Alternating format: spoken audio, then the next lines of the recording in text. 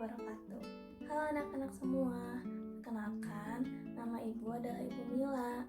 Dan hari ini kita akan belajar mengenai gangguan sistem pencernaan pada manusia. Nah, bagaimana keadaan anak-anak hari ini? Sudah siap belum nih untuk mengikuti pembelajaran kita hari ini? Iya, tentunya harus tetap semangat ya. Sebelum memulai pembelajarannya, Ibu akan menyampaikan tujuan pembelajaran kita kali ini. Nah, tujuan pembelajaran kita kali ini adalah diharapkan anak-anak mampu mengetahui berbagai macam jenis gangguan pencernaan manusia dan juga penyebabnya. Untuk mempelajari hal tersebut, anak-anak bisa menyimak pemaparan dari Ibu berikut ini.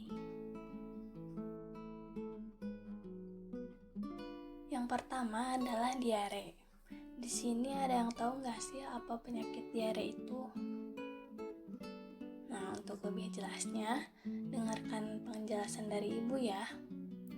Diare adalah penyakit yang membuat penderitanya menjadi sering buang air besar dengan kondisi tinja atau feses yang lebih encer. Pada umumnya, diare terjadi akibat makanan dan minuman yang terpapar virus, bakteri, atau parasit. Lalu bagaimana kita dapat mengetahui bahwa kita sedang mengalami diare? Nah, untuk gejala sendiri, diare ini cukup bervariasi. Penderita bisa merasakan satu atau lebih gejala. Namun, gejala yang paling sering dirasakan penderita diare antara lain seperti perut rasa mulas, kondisi tinja yang lebih encer, mengalami dehidrasi, pusing, lemas, dan juga kulit lebih kering.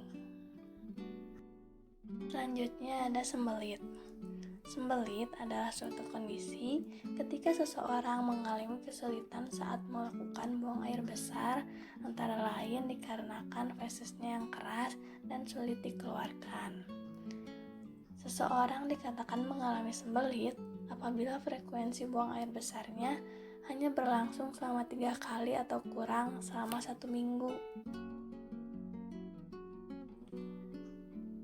Penyakit sembelit ini seringkali disebabkan karena usus besar yang menyerap terlalu banyak air dari feses. Kira-kira kenapa ya hal itu bisa terjadi?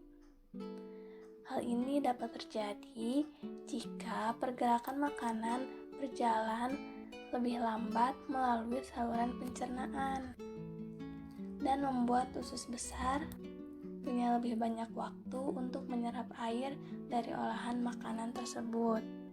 Dan akhirnya, air dalam feses terserap lebih banyak oleh usus besar.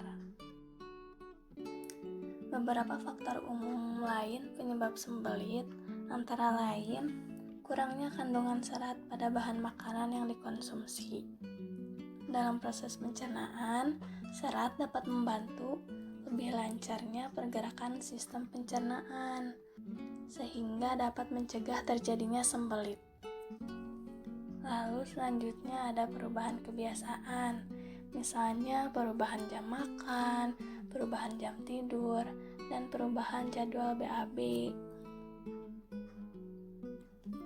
Lalu, sering menunda BAB juga bisa menjadi salah satu penyebab penyakit sembelit loh. Jika terlalu sering ditahan, dorongan BAB dapat hilang sehingga feses menjadi lebih keras.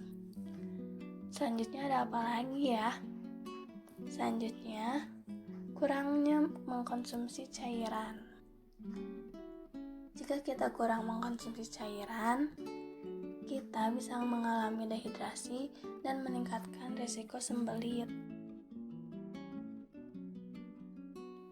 Lalu selanjutnya, ada penyakit radang usus buntu. Murid-murid di sini ada nggak sih yang pernah ngalamin gejala seperti nyeri perut, mual, muntah, demam ringan, pembekakan perut, bahkan nyeri saat menyentuh perut? Jika murid-murid di sini pernah mengalami satu atau beberapa gejalanya dan berlangsung lama, bisa jadi murid-murid sedang mengalami penyakit radang usus buntu. Pada beberapa kasus, hal ini dapat terjadi karena beberapa kebiasaan buruk, seperti menahan kentut, makan makanan yang dibakar atau digoreng terlalu sering, dan jajan sembarangan. Penyakit gangguan pencernaan selanjutnya adalah disentri. Disentri adalah diare yang disertai darah atau lendir akibat adanya peradangan atau infeksi pada usus. Disentri sendiri paling sering disebabkan oleh infeksi bakteri. Bakteri penyebab disentri sendiri antara lain Escherichia coli, Salmonella, Campylobacter jejuni, dan Entamoeba histolytica. Faktor resiko utama penyakit ini adalah kebersihan dan sanitasi yang buruk. Selain itu juga bisa diakibatkan makanan yang terkontaminasi oleh bakteri. Beberapa tanda-tanda disentri yang dapat dikenali antara lain diare berdarah, nyeri perut, mual, muntah, hingga demam. Oke anak-anak, gimana? Sekarang udah tahu kan apa aja sih gangguan pencernaan pada manusia dan juga penyebabnya? Nah, cukup sekian untuk pembelajaran hari ini. Semoga apa yang Ibu sampaikan dapat bermanfaat bagi anak-anak semuanya. Wassalamualaikum warahmatullahi wabarakatuh.